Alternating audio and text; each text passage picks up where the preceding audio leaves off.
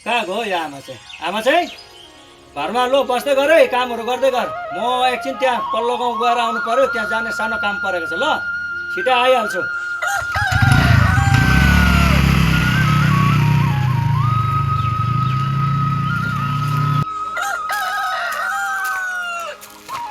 घरमा को हुनुहुन्छ? बाबाले भनेको अलिकति नुन दिनुहोस् अरे। फुपू फुपू छैन कि के हो घरमा? खै भित्रै गएर हेर्नु पर्यो हौ। के चाहियो? बाबाले भनेको अलिकति नुन दिनुहोस् अरे फुपू। होइन कसले यसरी भित्रै पस्नु लायो तँलाई? तँ एउटा सानो जातको मान्छे भएर तँ त पल्लो गाउँको त्यो कामीको छोरी होइन? तिमीलाई थाहा छैन सानो जातको भएर बाहुनको घरमा छिर्नु हुँदैन यसरी भनेर? तिमीहरू पस्यो भने हाम्रो घर अपवित्र हुन्छ। किन पसेको भित्र? बाहिरै बस्नु पर्दैन? मैले बाहिरबाट त्यत्रो बोलाएँ, तपाईँले सुन्नु भएन अनि भित्रै पसेको। अनि सुनेन भन्दामै यसरी भित्र पस्नुपर्छ त? बाहिर निक्ला बाहिर निक्ला बाहिर निक्ला। अहिले मेरो श्रीमान आउनु भयो मलाई मार्नुहुन्छ। छिटो निक्ला जाऊ बाहिर आँगनमा जाऊ। हामी बाहुनको घरमा तिमीहरू यसरी भित्र छिर्दाखेरि हाम्रो घर अशुद्ध हुन्छ भने तिमीलाई थाहा छैन? मैले त्यत्रो बोलाएँ नि त, तपाईँले सुन्नु भएन। अन्त सुनेन भन्दा नि त्यसरी भित्र पसिहाल्नु हो त? अहिले मेरो श्रीमान आउनु भयो मलाई मार्नुहुन्छ। के भयो तपाईँहरूको गाउँतिर? के को बारेमा झगडा भयो नानी? के भयो? नुन माग्नु आएको बाहुनी बोजूले पुरा कराउनु भयो। मान्छेहरू तरक्की गरेर कहाँ कहाँ जुनमा पुगिसक्यो, तपाईँहरू भन्ने चाहिँ नुनमै लडिरहनु भएको छ अझै पनि। यो नानी हेर्नुहोस् न, मेरो घरभित्र यो सानो जातको भएर छिरेर घरै अपवित्र बनाइदियो मेरो। मान्छेको घरमा मान्छे पस्दाखेरि कसरी अशुद्ध हुन्छ हौ? बाहुनी बोजूको घरभित्र पसेर के झाडा पिसाब गर्यो? गरेको छुइनँ बाजे। अनि उसले झाडा पिसाब गरेको छैन त तपाईँको घर कसरी अपवित्र भयो त? अनि कामीहरू हाम्रो घरभित्र पसेपछि हाम्रो अशुद्ध हुँदैन घर? कसरी अशुद्ध भयो? तपाईँको घर कसरी अशुद्ध भयो? आज तपाईँ बाहुनी भयो भनेर कामीहरूले यस्तो भन्नुहुन्छ? आज तपाईँहरूको यस्तो सानो सोचले गर्दाखेरि हाम्रो गाउँ समाजमा मान्छेहरू पथभ्रष्ट भएर आफ्नो मार्ग छोडेर अरू मार्गमा हिँड्नु थालेको छ। तपाईँहरूको यो सानो सोचले गर्दाखेरि आज ऊ कामी भयो त के भयो त? ऊ मान्छे होइन? ऊ तपाईँको घरमा पस्नु सक्दैन? यस्तो किन सोच राख्नुहुन्छ? तपाईँहरूले झन् यो संसारलाई सबैलाई माया गर्नुपर्छ, धर्म बाँड्नुपर्छ, सबैलाई प्यारो गर्नुपर्छ। तपाईँहरूले यस्तो बोल्नुभयो भने उनीहरूको आत्मसम्मानमा कति चोट पर्यो? उनीहरूले के सोच्छ? यही सोचेको कारणले गर्दाखेरि आज हाम्रो गाउँ समाजको मान्छेहरू अन्य मार्गतिर लाग्दैछ। तपाईँहरूले यस्तो सोच्नु हुँदैन बाहुनी भयो भन्दामा। अनि आज गाउँ घुम्नु भनेर आएको यस्तै हुन्छ यो गाउँतिर। हाम्रो गाउँको बाहुनहरू त यस्तो छैन नि त। उनीहरूले त सबैलाई बराबर हेर्छन्, सत्सङ्ग भजन कीर्तन गर्नुहुन्छ, गाउँघरको सबै इष्टमित्र बोलाएर प्रसादहरू ग्रहण गराएर उनीहरूको मान सम्मान कति बढेको छ। सबैले जय जयकार गर्छ उहाँहरूलाई, हाम्रो गाउँको पण्डित बाहुनहरूलाई। तपाईँहरूको गाउँतिर त अझै पनि परिवर्तन भनेको आएको छैन नि।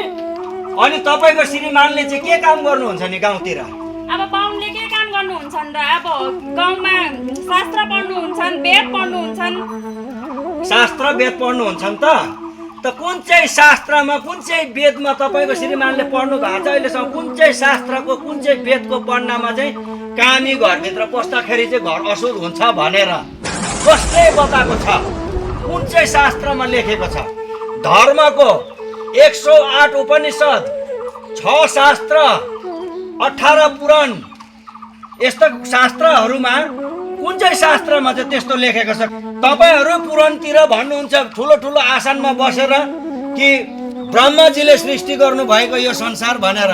ब्रह्मजीले सृष्टि गर्नु हुँदाखेरि कामी बनायो, बाहुन बनायो, छेत्री बनायो, मगर, राई, लिम्बू बनायो। कर्मलाई प्रधान मानेको छ। जस्तो कर्म गर्छ त्यस्तै भनिएको छ यो संसारमा। आज तपाईँको घरमा मान्छे कुट्ने आएको भए तपाईँले सायद सम्मानको साथमा चिया पानी गरेर पठाउनु हुन्थ्यो होला।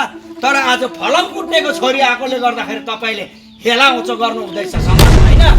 यस्तो नगर्नुहोस्। आज ब्रह्माजीले सृष्टि गर्नुभएको सबै बराबरलाई तपाईँ ब्राह्मणहरू भएर फेरि यसको उल्लङ्घन किन गर्नुहुन्छ? ब्रह्म भन्दा पनि ठुलो हुनुहुन्छ तपाईँहरू। दुनियाँमा सबै मान्छे परिवर्तन भइसक्यो आजको समयमा। हामी दुईजनाको बिचमा आएर तपाईँ चाहिँ बोल्ने को हो? तपाईँ म को हो? म मान्छे हुँ। किन म तपाईँहरूको बिचमा आएर बोल्न सक्दिनँ? गल्ती गरेको ठाउँमा जसले पनि आएर सम्झाउन सक्छ। ज्ञान भन्ने कुरो चाहे सानोमा होस् चाहे ठुलोमा होस् सुन्नुपर्छ ज्ञानको कुरा भनेको। बुझ्नुभयो?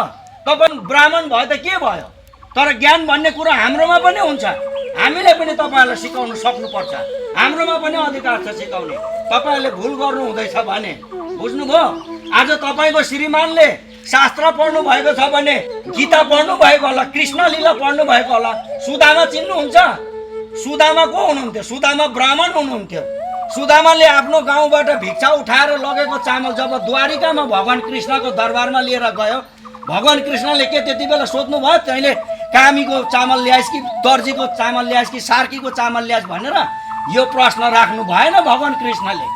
सिधै उनलाई प्रेमसँगले त्यो चामल खाएर उसको गोकुलमा कति राम्रो सुन्दर भयो। बुझ्नुभयो? त्यसकारणले हामी मान्छे भएर तपाईँ ब्राह्मण कुलको हामी कति मान्छौँ तपाईँहरूलाई। तपाईँहरू उच्च कोटिको हुनुहुन्छ भनेर हामी मान्छौँ, तर तपाईँ उच्च कोटिमा भएको मतलब यो होइन नि त तपाईँले सबैलाई खिचोमिचो गर्नु, कामी दमाई सार्की यस्तोलाई हेलाउचो गर्नु हुँदैन त। तपाईँ ब्राह्मण भएर यस्तो गर्नु शोभा दिन्छ लु भन्नुहोस् त। तपाईँले झन् सबैलाई नै एउटै दृष्टिकोणले हेर्नुपर्छ। बुझ्नुभयो? सायद तपाईँले मलाई चिन्नु भएन होला। मलाई चिन्नु भयो म को हो? चिनिनँ मैले तपाईँको। तपाईँ एक समयमा बिमारी भएर अस्पताल जानु भएको थियो कि थिएन? गएको थियो होइन? तपाईँको छोराछोरीले लिएर गएको थियो। तपाईँ अचेत थियो, तपाईँ बेहोस थियो। त्यो अस्पतालमा तपाईँले जाँदाखेरि घरबाट के खाट बोकेर जानु भएको थियो कि उहाँकै खाटमा सुत्नु भयो तपाईँ? तपाईँको कुराले हो भने तपाईँले अस्पतालमा त त्यहाँ कामी दमाई छेत्री बाहुन सार्की मगर मुसलमान हिन्दू इसाई सबै मान्छे त्यो खाटमा सुतेको हुन्छ त। तपाईँ कुन चाहिँ खाटमा सुत्नु भयो त्यो अस्पतालमा गएर?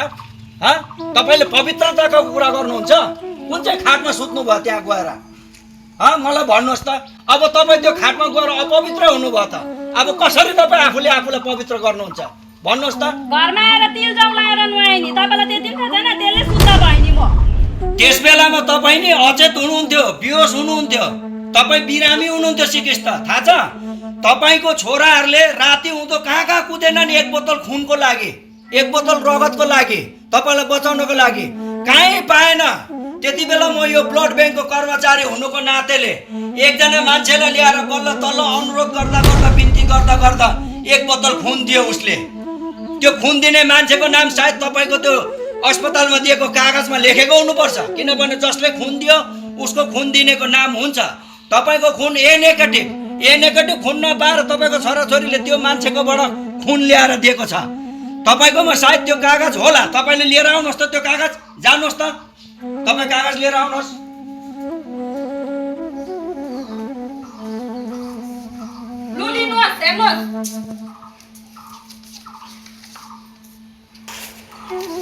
यो कागजमा हेर्नुहोस्, यो कागजमा तपाईँलाई प्रत्यक्ष म बताउँछु।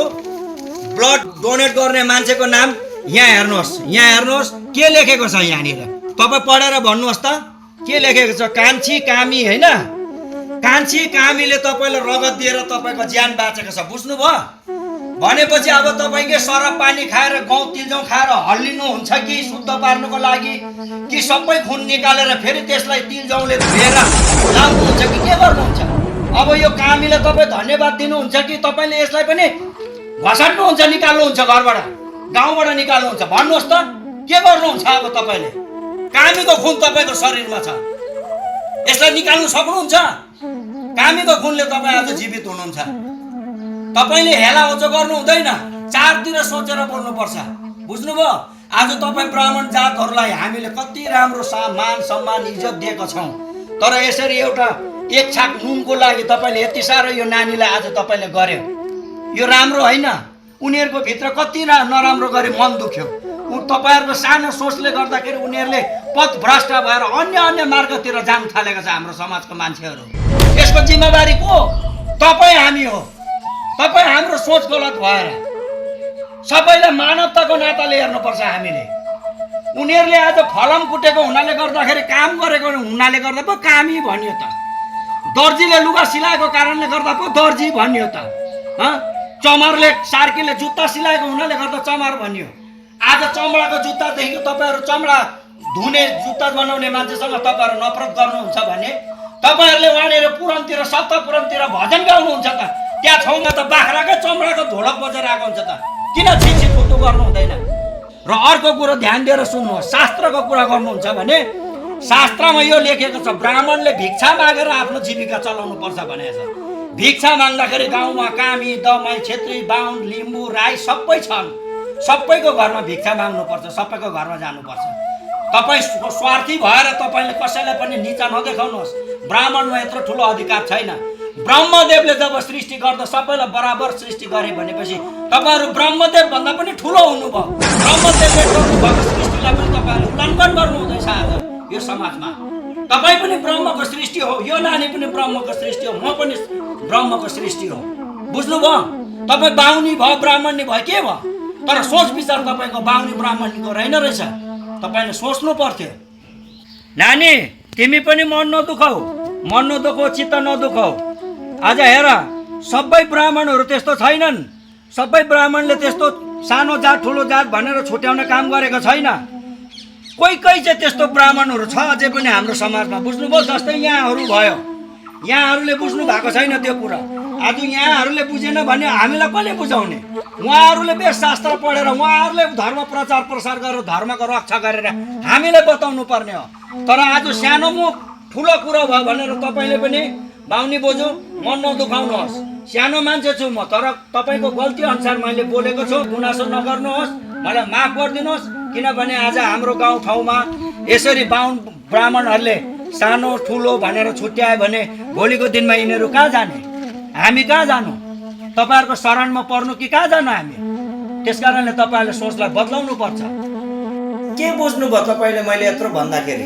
तपाईँ सानो होइन तपाईँको सोच महान छ यसमा हाम्रो गल्ती छ हाम्रो ब्राह्मण समाजको मलाई बरु तपाईँले माफ गरिदिनुहोस् ज्ञान भन्ने कुरोमा ठुलो सानो हेर्नु हुँदैन यो कुरा तपाईँले मलाई बुझाउनु भयो यसको लागि तपाईँलाई पनि धेरै धेरै धन्यवाद नानी तिमी पनि मन नदुखाऊ काका तपाईँ पनि भित्र आउनुहोस् नानी पनि तिमी भित्र आऊ म चिया बनाएर दिन्छु